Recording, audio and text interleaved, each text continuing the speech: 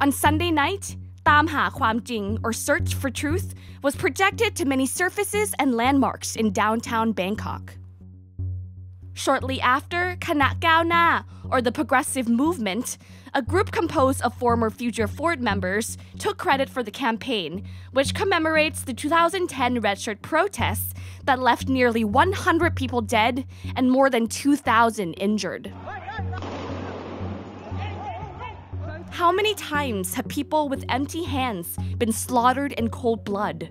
How many times have killers and those that ordered the kill not only get away with murder, but continue to gain power?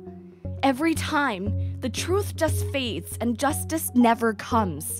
The group wrote on their Facebook page, along with a time-lapse video of the team preparing the light projections.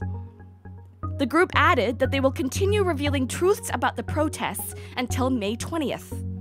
With the emergency decree that bans any political activities currently in effect, the question now remains, what will happen to the progressive movement?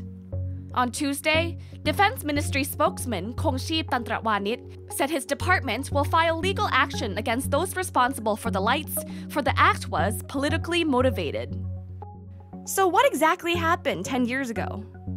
In 2010, opposition against the government of then Prime Minister Abhisit Weshashiwa rose due to a series of events.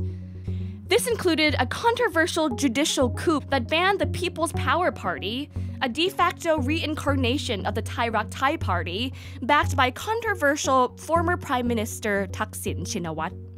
And then a parliamentary coup that followed, which enabled the Democrats to form a coalition government. And finally, the Supreme Court's ruling to seize Thaksin's frozen assets. From March to May, the United Front for Democracy Against Dictatorship, or UDD, also known as the Red Shirts, occupied the Ratchapaksong district and held many protests against the government, demanding an election. About 100,000 people from across the country were believed to have convened in the capital to rally. In early May, the government offered to hold an election, but on conditions that protests must end and leaders must turn themselves in. The Red Shirts rejected the offer, and on May 12, Abhisit announced the negotiations were unsuccessful. Through the months of protests, numerous clashes led to deaths of both protesters and security forces. Human Rights Watch noted that the high death toll and injuries resulted from excessive and unnecessary lethal force on the part of security forces, including firing of live ammunition at protesters. Soldiers fatally shot at least 4 people, including a medic treating the wounded. The extensive casualties also resulted from deliberate attacks by militant armed elements of the UDD.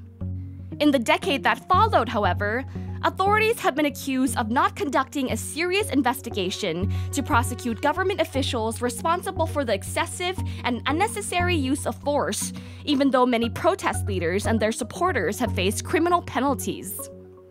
Hence the hashtag #SearchForTruth.